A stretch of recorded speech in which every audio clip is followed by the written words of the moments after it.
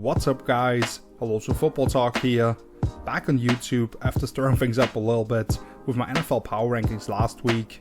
I thought it was time to get back to my roots and just talk about some of the coolest plays across the league. And I'm going to focus on offensive touchdowns this time around.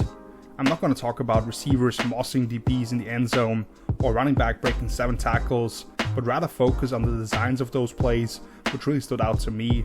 As always, if you enjoy the breakdown, please make sure to leave a thumbs up and subscribe for more if you haven't done so yet. And you can find all my social media handles down below in the video description. Let's get straight into it here, starting with number 5. And I'm going to cheat right off the bat here, giving you a tie between 2 plays, but it makes sense because it basically is the exact same design between the Lions and 49ers, both drawing up reverse flea-flickers. Let's start with the Lions here, since they did it in the early slate on Sunday. So Detroit, right after a touchdown drive, got an interception on the very next snap, and then on first down, starting this 3-by-1 look, with the single receiver at the bottom in the super reduced split, and the tight end to the other side. They motion the Z into a stack here at the top to make him a threat, as they make this look like outside zone toss, which more or less coincidentally, since Ben Johnson may not be from the Kyle Shanahan coaching tree, but has adapted a lot of the principles, is the play San Francisco runs more than anybody in the league. Running back David Montgomery gets the toss here, he flips it to Khalif Raymond, who passes along to quarterback Jared Goff. And he's basically just making sure this corner is trailing this post route by Josh Reynolds, whilst rookie tight end Sam Laporta is streaking wide open on this wheel or rail route down the right sideline. Let's watch it all come together. So single high safety steps down, corner basically has to replace him, Laporta wide open, Goff with a nice throw, and that's going to be a 31-yard touchdown to the rookie. Now let's compare that to how the Niners ran it later on Sunday night. Finally also at the very first and last snap of the series after getting possession in opposing territory, which is when the defense is probably thinking basic play call. So as they motion tight end George Kittle across into basically the exact same formation, with the single receiver basically being in line here. The Niners use the slot receiver Deebo Samuel for this reverse action. The Cowboys see that as a changeup already, and here the corner and the free safety will actually bracket Brandon Ayuk, expecting him to be the target here on this post route across the field, which once again leaves the tight end uncovered, railing down the sideline. The defender originally lined up over Deebo realizes this at the very end here, but too little too late, 38-yard score for Kittle. Love it. That leads us to number 4 on the list. Falcons superstar rookie running back Bijan Robinson gets just his second touchdown of the season and his first since week 1, which is kind of crazy to think about. And this one isn't like a crazy complex play to where they needed Bijan to make somebody miss, but giving your best players those one-on-one situations to win with an advantage due to the space that you created is still a great thing. Atlanta is in 21 personnel in theory, if you count Cordarrelle Patterson at the bottom here as a running back still, but considering how he's been used this season, and the fact you have to respect his ability to win as a receiver at the bottom, this is a pretty spread out 3-by-1 look for Arthur Smith standards, especially in the low red zone with the tight end detached from the line of scrimmage. And he's going to be used on a little yo-yo or just check motion to confirm they get man coverage. So this is basic cover 1, so man coverage across the board with a deep safety, where as I broke down a little bit in my last video, these 2 linebackers banjo the running back, meaning they're responsible for him, and depending on the way that he releases, either one of them matches him. In this case he'll step up towards the right side where he's aligned as well, before releasing into a screen pass. So this opposite backer here is going to end up just crowding the middle of the field, and that is going to matter. So this is a simple stick concept at the top, with a couple of quick outs and a fade by the flanker, which is helpful since defenders are taught to play with the inside leverage at the goal line, and then they've got a goal line fade on the backside as well. Meanwhile, with the Texans being in an overfront, meaning the D-line is shifted towards the free eligible side, and having somebody in the A-gap the other way. This looks like a 4-man slide basically at the start, with the right tackle locked onto his man, and the rest of the line fanning the other way. And this is the really cool detail here. The center basically pulls behind the right guard after just taking a second to make this look like he's in protection as well.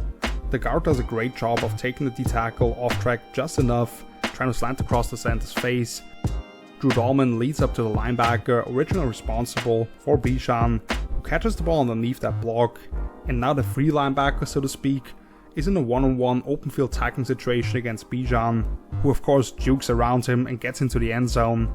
Let's quickly watch this from the end zone angle as well, because as you'll see in a second, Bijan actually catches this ball slightly behind him by pinning it against his hip, before making Henry To'oTo'o touch earth here as he's getting into the end zone and scores.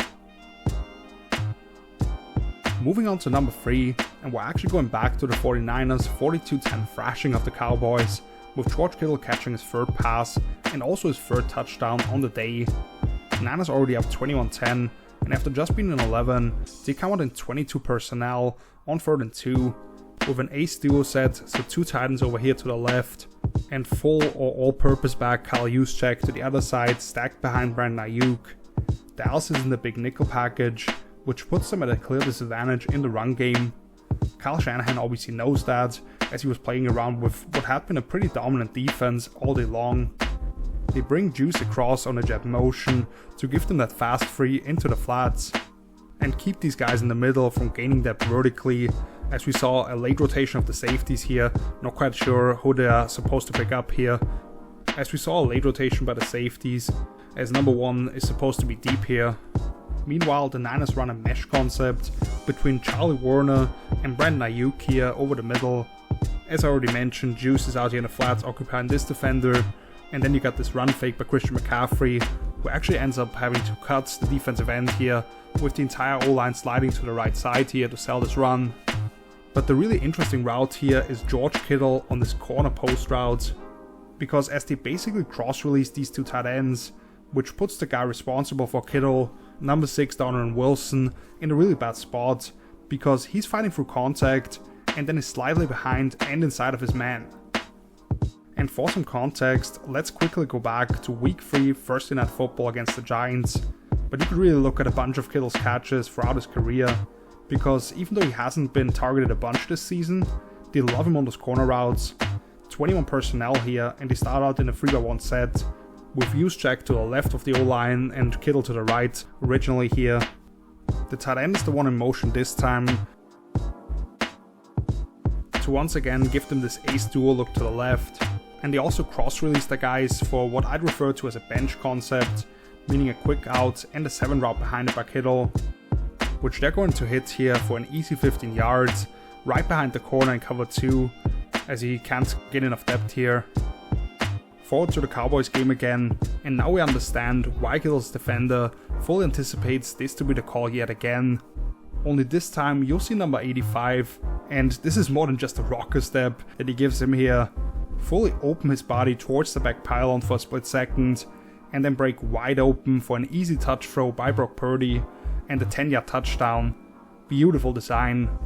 Now let's get to the only touchdown from a losing team this past week, the Tennessee Titans, and the rookie running back Tyjae Spears getting into the end zone for the first time in his young career. Titans down 10-6. This is the first possession of the second half, after just hitting a deep pass to DeAndre Hopkins, and now right at the edge of the red zone. They come out in this condensed 2-by-2 look from 21 pony personnel, meaning 2 tailbacks in Derrick Henry behind the quarterback and the rookie Tyjae Spears as the receiver in this reduced split.